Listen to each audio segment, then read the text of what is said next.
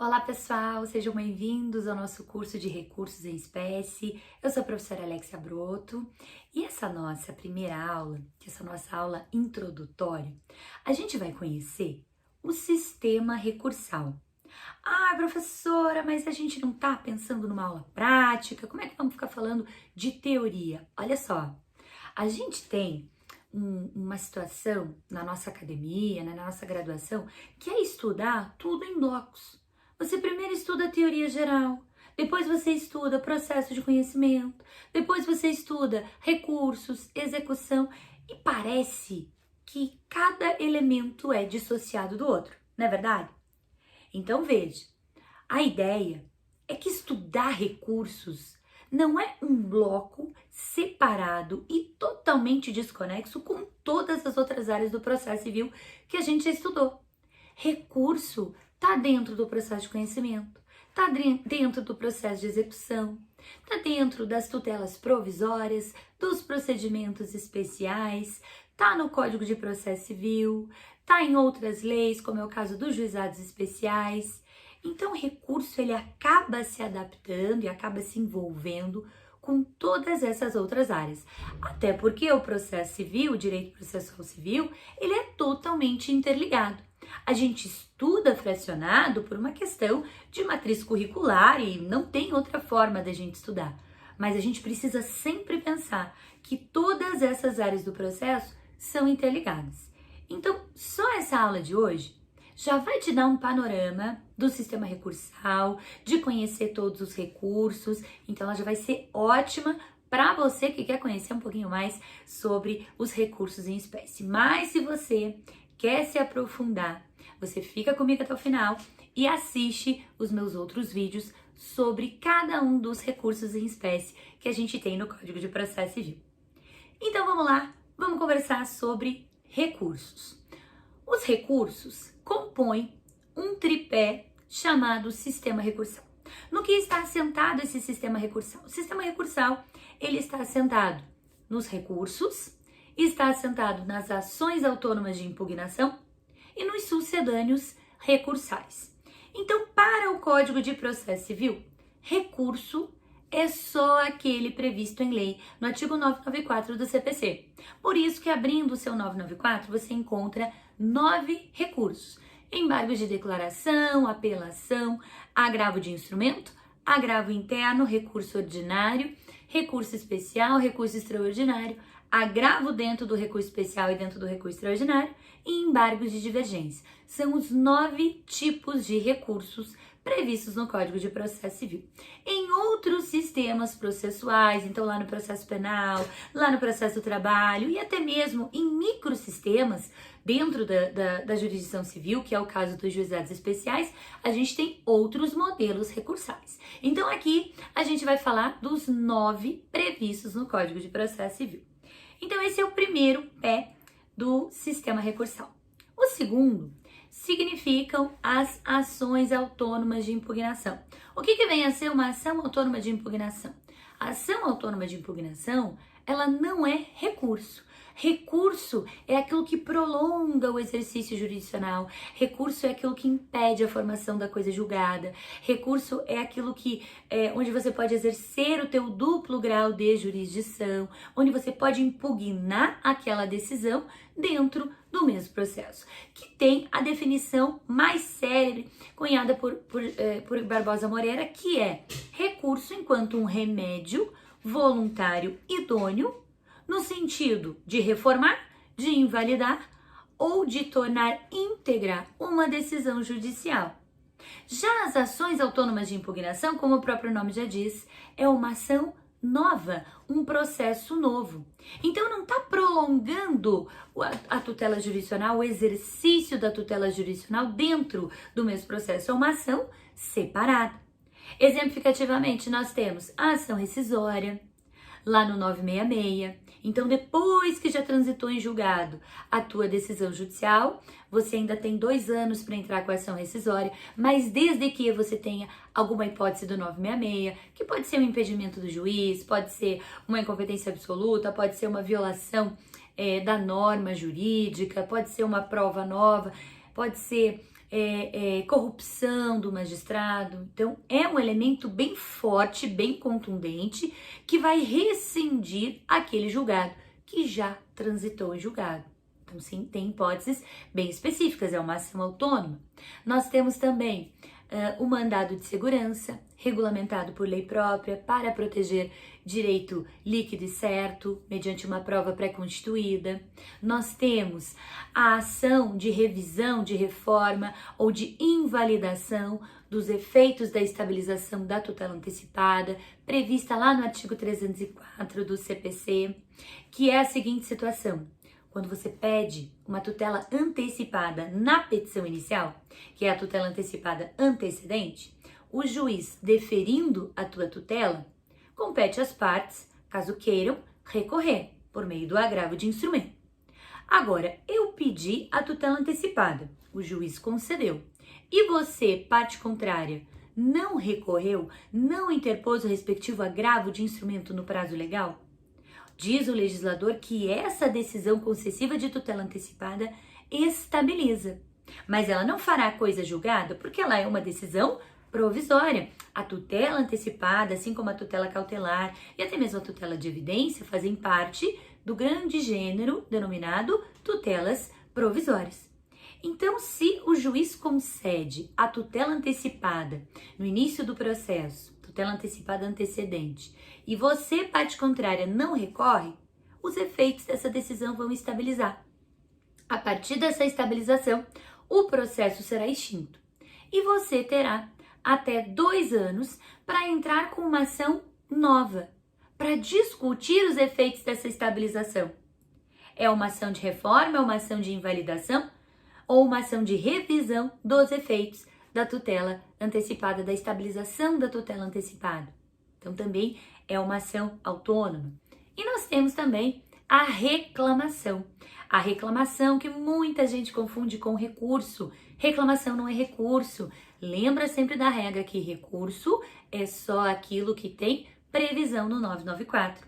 Então, a reclamação, ela está presente lá no 998 do Código de Processo Civil, 988 do Código de Processo Civil, e se destina a questionar usurpação de competência ou se destina a questionar a não aplicabilidade da jurisprudência consolidada pelos magistrados. Então, por exemplo, um exemplo clássico onde existe o cabimento da reclamação. Vamos supor que o juiz proferiu uma sentença e você quer recorrer, você quer apelar. Você apela. Qual é a função do magistrado de primeiro grau? Intimar a parte contrária para oferecer as contrarrazões, oferece as contrarrazões e manda tudo para o tribunal de segundo grau. A apelação e as contrarrazões da parte contrária. Agora, se o juiz de primeiro grau usurpa a competência do segundo grau e pega a tua apelação e já vai fazendo o exame de admissibilidade, cuja competência é do tribunal, então ele já vai vendo se você tem legitimidade, se foi feito o preparo, se o teu recurso é tempestivo e determina lá, conheço do recurso ou não conheço do recurso, ele está usurpando a competência do segundo grau. Porque quem tem competência para fazer o exame de admissibilidade e o exame de mérito de um recurso, como regra, é o tribunal hierarquicamente superior, exceto no caso do recurso especial e recurso extraordinário, que tem um duplo exame de admissibilidade na origem e no destino, e depois seguido de um exame de mérito. Então, se o juiz de primeiro grau, ao receber a tua apelação, ele simplesmente intima a parte contrária e manda tudo para o tribunal, ele está fazendo o correto. Agora, se o juiz de primeiro grau intima a parte contrária, pega as contrarrazões e já vai fazendo o exame de admissibilidade recursal, ele está usurpando a competência do tribunal hierarquicamente superior. Então, cabe reclamação para o tribunal. Você vai dizer, tribunal, olha lá o juiz de primeiro grau decidindo questões da sua competência. Exemplo clássico da reclamação. Então, tudo isso são ações autônomas de impugnação. Não são recursos, são ações próprias, processos próprios. E o terceiro pé do sistema recursal, que a gente está conversando aqui, são os chamados sucedâneos recursais. O que é um sucedâneo recursal? Palavrinha meio complicada, né? Mas o sucedâneo recursal é aquilo que não é nem recurso e nenhuma ação autônoma de impugnação. Como sucedâneo recursal, nós temos no nosso sistema processual a remessa necessária, ou também chamado de reexame necessário, que são aquelas hipóteses do artigo 496 do CPC, onde a Fazenda Pública, a União, Estado, município são vencidos e, de repente, não há interposição de recurso, então a decisão contra a União, Estado, municípios e Distrito Federal, ela não transita em julgado sem antes passar pela remessa necessária. E o dispositivo elenca até as hipóteses onde há dispensa de remessa necessária devido ao valor dessas ações, o valor dessas condenações. Mas a remessa necessária significa que essas decisões contra a União, Estado, município, elas serão reapreciadas antes de transitarem em julgado ou antes da propositura do recurso de apelação e eventuais outros recursos. É um sucedâneo recursal. E um outro sucedâneo recursal é o chamado juízo de retratação.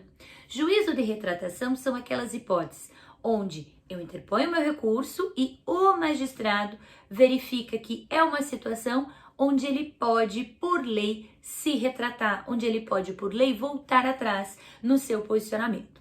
Quais são essas hipóteses? Então, o juízo de retratação, ele é possível quando o juiz indefere a petição inicial, com base lá no artigo 331. Então, eu protocolei minha petição inicial, o juiz indeferiu, proferiu sentença sem resolução do mérito, eu apelo. O juiz de primeiro grau pode exercer o juízo de retratação.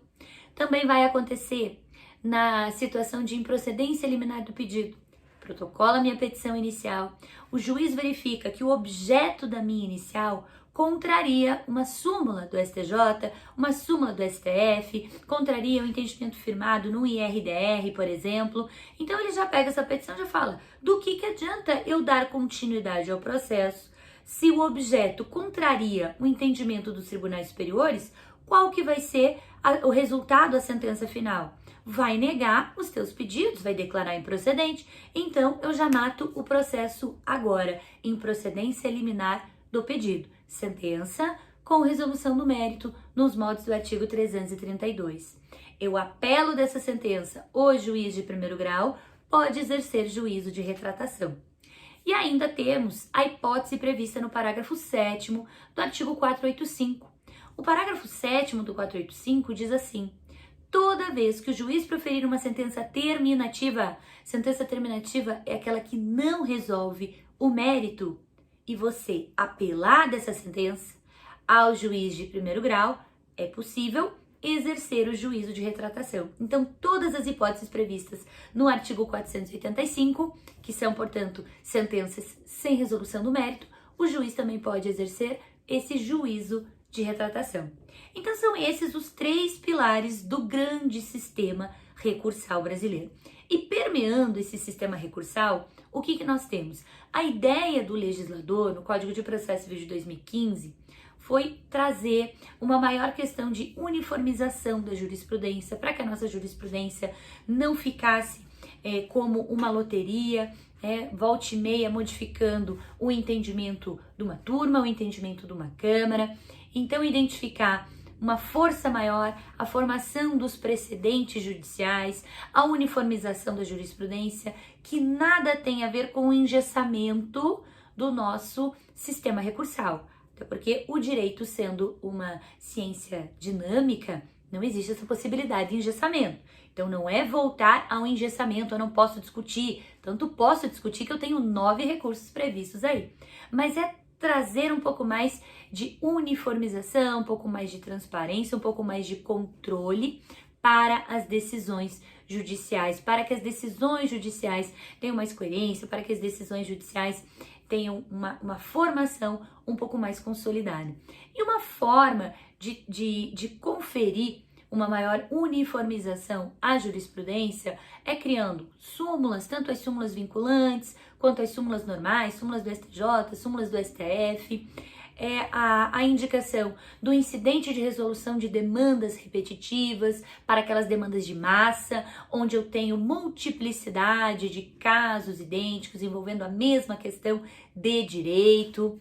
Então, nós temos a formação do incidente de resolução de demandas repetitivas, nós temos os recursos especial e extraordinário repetitivos, que também são uma forma de uniformização da jurisprudência, e também o incidente de assunção de competência, que muito embora não necessite da demonstração de uma pluralidade de demandas envolvendo a mesma questão de direito, pode ser inclusive uma única pretensão, uma única demanda, mas é uma demanda que tem uma relevância social apta a influenciar, né, potencial a influenciar outros casos, né? Pode ter multiplicidade também, mas isso não é uma obrigatoriedade para o incidente de assunção de competência. Então, são formas, são mecanismos de uniformização da jurisprudência, são mecanismos de conferir uma força maior ao precedente judicial e, com isso, trazer uma maior democratização, um maior reconhecimento de dignidade, reconhecimento de cidadania, reconhecimento de transparência e também, né, de participação e democracia. Então, esse é o nosso sistema processual, envolvendo, então, a questão recursal. Dentro desse sistema recursal, nós temos os sucedâneos, nós temos as ações autônomas de impugnação e nós temos os recursos. E é sobre recursos que a gente vai trabalhar a partir da próxima aula. Essa aula foi um panorama geral sobre a disciplina, então eu te espero na nossa próxima aula para a gente conversar sobre recursos em espécie. Bons estudos e até mais!